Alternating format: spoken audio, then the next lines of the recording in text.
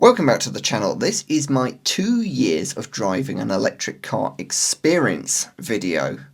So it was 2 years ago to the day yesterday that I picked up my brand new Fiat 500e from the Fiat dealer down in Southampton and drove it back to here in Kent. Now, why did I get a brand new Fiat 500e? Well, the car market 2.5 years ago, which is actually when I ordered the car, was very different to how it is now. There was a great demand for low running cost cars. The price of petrol was very high. There was a very low supply of new cars due to the chip shortages surrounding COVID and other kind of production problems. And I kind of fell into that bandwagon a little bit. I thought getting an electric car would save you money, and it just seemed like the right thing to do at the time for various reasons. And I had driven the Fiat 500e down at the Everything Electric show, and that was the first time I really was very impressed with the sort of technology that modern electric cars have. The one-pedal driving, the smoothness of the drivetrain, just the general feel of the car, all the technology sort of coming together and making a really well-rounded, fun, involving driving experience. So that was a very, very good experience I had at Everything Electric, and I kind of thought, actually, it'd be quite good to have this car for my business, and my business is mending cars. And for many years, people have been saying to me, well, Peter, what happens when electric cars become mainstream and very popular? Who's going to mend them? Aren't you going to be out of a job? Isn't this going to be a catastrophe for your business and your industry? And I thought, well, that sounds a bit like scaremongering to me. What are these cars actually like to live with, and what are they like to repair, and what are they like to maintain, and how do they actually work? Because it's very, very easy to listen to people on the internet, experts in the field perhaps, talking about how these cars are like to work on and how they are made. The difference between that and actually owning one is enormous. So I thought it'd be a good idea to actually get one. So I did 2 years ago. I got one, and it has been all the things I was expecting it to be. It's been very, very interesting to see how the technology actually works in real life. So how it works is very easy to see when you've got it in front of you. You can look at the cooling systems, you can look at the power electronics, you can look at the battery, you can look at the networking systems, and you can translate that against technical information into really understanding pretty much everything about the powertrain that there is to know. And you can also see how much of the car is like a normal conventional combustion engine car and how much of it is really very different. So I've been very pleased to have that car as a kind of development mule for my business. And as a result of that, I've been moving more and more towards servicing and repairing electric cars, because they are, even if they got sales fell to zero tomorrow, there are a lot of them out there that people will want to keep driving for many years to come. Anyway, enough of my business. How has the car been to live with? Well, unfortunately, it's been really rather good. The main problem is that we've driven it much more than we had expected. We were expecting to drive it about 8,000 miles a year, and we've actually driven it quite a lot more than that. We've put 28,500 miles on it, and that's really exceeded our expectations. We've been everywhere in it. I made a video about going to Bruges, and I made a video about going around the UK, but we've also used it on all sorts of journeys.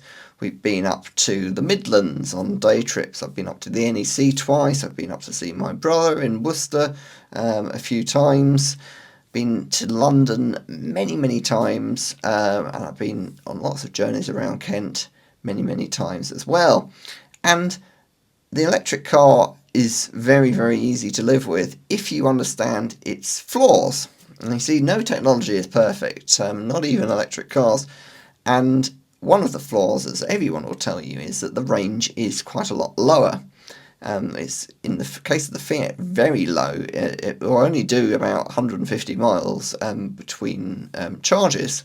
That's not its full range, but between charges, because it's very unlikely that a charger is going to be exactly at the point of your battery being completely empty. It can be close, but it's never going to be exactly zero, is it? I mean, let's get real. So, and you're never going to charge at a fast charge all the way up to 100%. So between stops, a very good day, the Fiat might do 150 miles. And is that a problem? No, it's not a problem.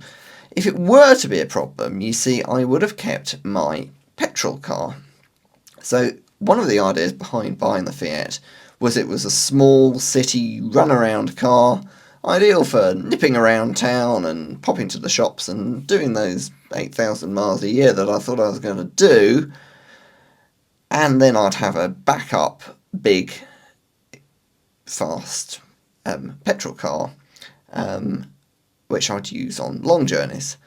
The problem I found was that when I got back into the petrol car, I absolutely hated it. It wasn't any faster, and in fact in a lot of situations it was quite a lot slower. And then there's all the added inconvenience. You had to fill it up with petrol, you had to change gear, and all of those sort of things that seemed very normal suddenly seemed quite jarring. Someone very famous called electric cars white goods, and maybe I'll agree with him, because getting out of an electric car and back into a combustion engine car is like going from a fully automatic washing machine back to a mangle. It's not really something that you want to do. It's fun now and again, but really a car is a means of getting you from A to B, and having a little bit of fun sometimes in the middle of it. And I'll suddenly get fun from the electric car, and suddenly gets me from A to B. So yes, the range is a little bit lower, but everything else is so much better. One of the things that we found was much better is that we have a charger not at our house, but very, very close to our house. We simply plug it in there. It's in a public car park, and it can be charged overnight. So if we wish, we can wake up every morning with a full charge. Now, if you have a driveway at home or parking near your house where there's a charger, or you can put a charger through a gully in the pavement or something like that, you too can experience the joy of waking up every morning and having a full charge. Now, that's not going to get you as far in most cases as a full tank of petrol or diesel. But in most cases, you don't wake up with a full tank of petrol or diesel. You wake up with the sort of third of a tank that your wife left you when she went to go and do shopping and was a bit too tight to put petrol in it, so you're going to have to do that the next time. What actually I found happens a lot is that you drive a petrol car until it's nearly empty, and then you think, oh, I don't really want to fill up now. And then you get back in it the next morning and go, oh no, I've got to fill it up again. So you actually have to make a trip to the petrol station. And the other thing is that at the range of an electric car, although it's never going to be the full range, you can go from charger to charger, because chargers are everywhere. Almost anywhere in the world with electricity can be a charger. You can plug an electric car into a 3-pin domestic outlet, and it will charge quite slowly, admittedly, but it will do it. So almost every destination can be a charger, and at the moment pretty much is in this country. There are chargers absolutely everywhere, and that's what we found where we are. I know it's not the same everywhere in the world, and certainly not everywhere in the UK, but where we are down in the southeast of England, it is good. There are chargers pretty much everywhere we want to go. So even if we don't set off with a full charge, most of the time when we get to where we want to go, we can plug the car in to charge, and we might not get a completely full charge, but it's enough to get us on to the next place or back home again. It's very, very rare that we actually have to stop to charge. On a long journey, we find that we have to stop to have a wee or something to drink, not really to charge. We then make it the point to charge, even if it's not necessarily the best time to charge. We charge whilst we wee. And that seems to work pretty well. So the Fiat, despite only wanting to do 8,000 miles a year, and despite having a range of, on a good day, 150 miles, has been pretty much all the car we need, apart from the fact that it's actually really rather small. So about 6 months ago, my wife decided that she would get a bigger car and she would get a Tesla Model 3. So I really want to make a video about that car on this channel because I think it's very good, with some things that are less good. So we found we were not driving our petrol car nearly as much as we used to, and certainly we'd always use the electric car in preference. So the petrol car has gone and we have an electric car only household, and it's great. There's the short answer. The long answer is things are getting a lot better as well. So in those 2 years of EV driving, the number of chargers has just ballooned. If you don't drive an electric car, you're probably going to say, where are they all? It's a bit like that thing. If you buy a yellow car, you suddenly start spotting yellow cars everywhere. When you drive an electric car, when you start noticing where chargers, what chargers look like, you start seeing them everywhere. So back when we got the car 2 years ago, you had to plan a journey. You couldn't just set off and think, oh, it'd be nice to go to Southampton, say. You'd think, how far can I get before having to plug in and charge? And then will that get me enough to get to my destination? And when I get to my destination, is there going to be somewhere to charge? These days, pretty much every service station has absolutely banks of chargers. Some service stations have, multiple different brands. There are some service stations I've been to that have GridServe, Apple Green, and Tesla, and that's not unusual. So 2 years on, the biggest change I've noticed is you can just set off and drive, and then at some point you'll either stop somewhere and think, oh, might be a good idea to charge whilst we're stopped, or you just drive until the car says, oh, I'm quite low now, I'm 10, 20%, and you think, okay, I'll just stop at the next service station and plug in. So that's the thing I've noticed the most. Now, when we got the car, electricity prices were very high.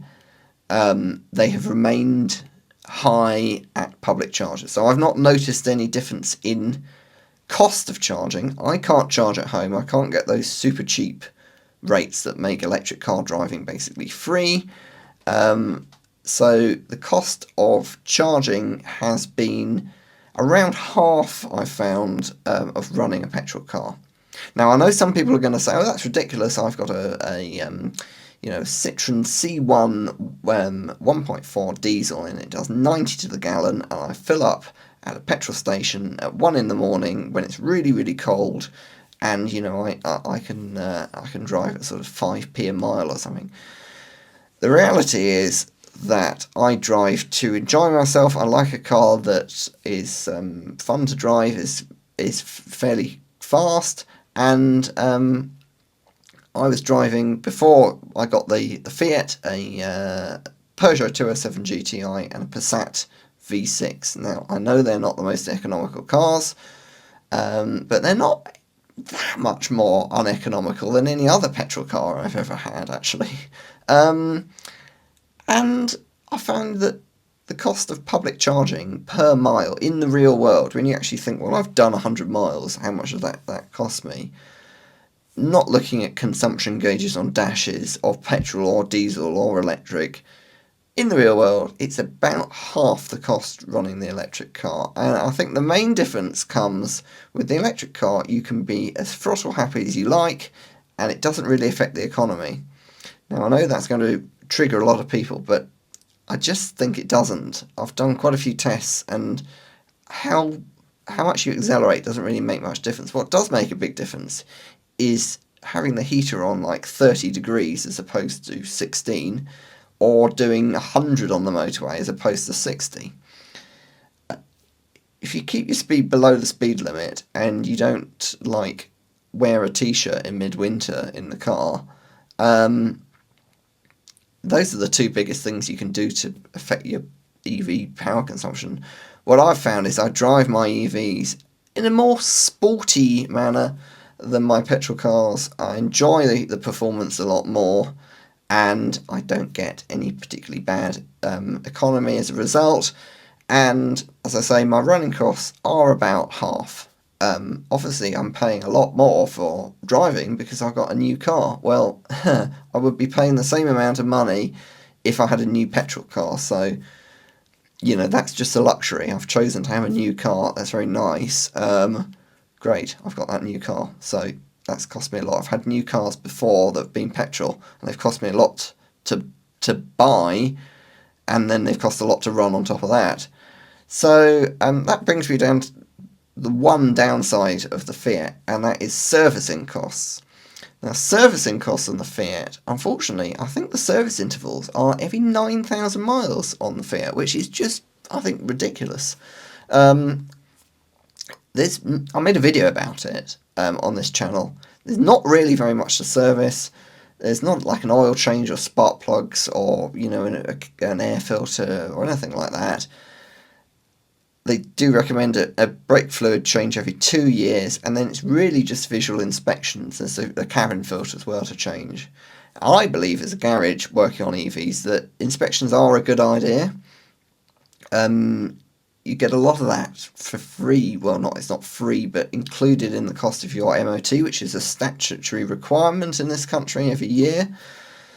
I think it's a good idea to service an EV in terms of, checking the condition of the 12-volt battery, checking the condition of the brake fluid, checking the condition of the antifreeze, stuff like that.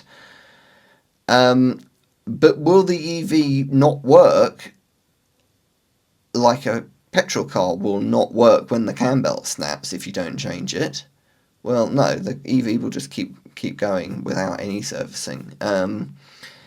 It will run better with servicing, and you're more likely to catch breakdowns and, dangerous things with servicing. But every 9,000 miles? Really, Fiat? If you don't have that servicing done at Fiat, then you lose your battery warranty. And I think that's outrageous. I think that's very bad. If I'd really understood that before buying the car, I think I would have really thought twice about buying the car.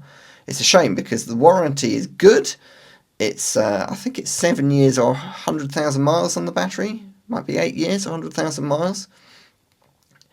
But that's only if you've been back to Fiat and paid them 90, 100 quid to top your screen wash up, essentially. I don't think that's fair, and that's something that the Tesla does much better. On the Tesla, you don't have to do anything, and you keep your warranty. Obviously, if you damage the car, or you neglect it, then you lose your warranty. But you don't ever have to take it back to Tesla. And in fact, you can just get a Tesla, drive it for however long the battery warranty, that does vary slightly between models, but say 8 years, 100,000 miles, you can drive your Tesla 100,000 miles, never do any maintenance on it, not even check the tyre pressures, and they'll honour your battery warranty. So I think that's something Tesla do very well. It's something that Stellantis do very badly. So would I recommend a Stellantis electric car? Yes, I would, because they have devalued a lot, so they make a good second-hand buy. But I think this warranty situation needs to be tested in court. I don't really want to be the guinea pig, but I think it's very unfair. I'm paying less than I would be if it was a combustion car per mile for servicing, but it's a cost, and it's a cost that I don't hugely mind paying, but I think it's basically unfair. It's basically getting revenue back into the dealers to kind of appease them for the money that they're going to lose by not doing the spark plugs, the cam belts, the oil changes.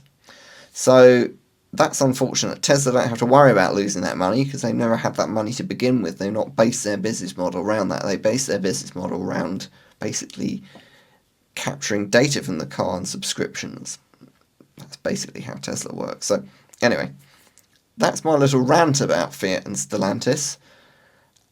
Everything else in the car's been very good. It's been very reliable. I've had a few tiny little things go wrong, like the rubber around the boot has detached. Fiat very good under warranty. They've sorted that.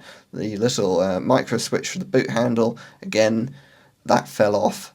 They sorted that under warranty. And they've actually been really good at dealing with any problems. It's done a software update over there, so all of that, very good. So, yeah, that's my biggest takeaway from having an electric car for 2 years is terms of range. When you first get it, you think, oh my goodness, the mileage is going down so much. Then you realise charging is not a problem. I've made videos about charging. I've made videos about charge cards. I found it not to be an issue. Certainly where I live, and I do get that, there are areas of the country and areas of the world where public fast and rapid charging is not ideal. But where I've been around the UK as a whole and Europe, charging has been excellent. Not perfect, but very, very good. Better than it actually needs to be. That takes away any problem about range. So you don't worry about range because you get used to that. You learn how to use the car. You learn that electricity is not analogous to petrol. You don't have to get a full charge. You don't have to have that amount of range because there are so many more places where you can refill, and you can refill while you're doing something else. You don't go to a petrol station for fun. I do get that people might buy a packet of cigarettes or a newspaper or a bouquet of flowers for their mistress at a petrol station, but most people who go to a petrol station are buying petrol or diesel. An electric car is completely different. You charge where you're doing something else. So the range thing, from my perspective, in the southeast of England, is not an issue. Now, I do get it if you're doing lots of miles, like huge amounts of miles, or you're in the outback, as one of my commentators on my video said. An electric car might not be, yet, the ideal solution for you. And if you're worried about that, don't buy one. So, range is not really an issue. Running costs has been lower in terms of putting fuel in. And the charging infrastructure has increased greatly. And basically all the other things that people have said are just all nonsense. You don't lose a huge amount of range in the winter. You do definitely lose some, but it's not huge if you're sensible with the heating. But what you lose in range, you make up for in very good cabin preheating, a heater that comes on instantly red hot without waiting for anything to warm up. All of those sort of good things. So that's not really an issue that I've had. It's been better in winter, actually, much better in winter than having a petrol car, because every petrol car I've had, and certainly diesel cars even worse, I've had massive problems heating them in winter. You have to drive them a while before putting the heating on, otherwise you get dreadful fuel economy because you're cooling the engine down as it's trying to warm up. Electric car doesn't have any of that nonsense. You just drive it, it's instantly hot. Ideally, you can preheat it from your phone or set a timer. So yeah, that's not a problem. It hasn't caught fire. The range hasn't decreased on either car. It's exactly the same number. The Tesla was 272 when we picked it up. It's 272 today. The Fiat was 161 miles when we picked it up. It's 161 miles today. So we've not experienced any drop in range whatsoever, any battery degradation whatsoever. Exactly the same range 2 years on as it was 2 years ago. So that's not an issue at all. I've not had a problem with ever queuing for chargers. Yes, I've got to a charger and I've had to wait for the person in front to leave. Would I call that queuing? Not really, because if you call that queuing, my goodness, have I queued at petrol stations. Wow. I've queued at so many petrol stations in my life, like for quite some time as well. So I've definitely queued for way longer at petrol stations than I ever have at chargers. Have I had broken chargers? Yes. Has that been a problem? No. Have I had massive tyre wear? No. The tyre wear has been exactly what I would expect from a fairly fast car driving two wheels. Both cars wear the tyres fairly fast. They're soft-ish compound tyres. That's what happens. I know that. My Passat was four-wheel drive. It didn't eat tyres at all. It was great. All the other cars I've had, I've always ate tyres. None of the electric cars seem to wear tyres any faster than anything else I've driven. So, yeah, basically everything I was told before getting an electric car has proven to be completely false. So, am I looking forward to the next few years with driving an EV? Absolutely. I still really enjoy driving the Fiat. In fact, as much, if not more so, than when I first got it. Do I enjoy driving the Tesla? Not quite as much as the Fiat, but in some ways slightly more. It's a great car. Do I miss having combustion? Absolutely not. And I drive customers' cars, which I drive a lot of different combustion engine cars. And I just really, really try and keep those test drives as short as possible because they are so unpleasant to drive. That's the end of the story, I'm afraid. I would say if you like combustion engine cars, don't buy an electric car because it will ruin it for you. It's like going from a 78 record to a lossless high-res audio file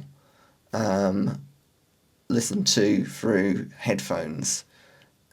It's just such a game changer. As I say, it's like the difference between a mangle and a washing machine.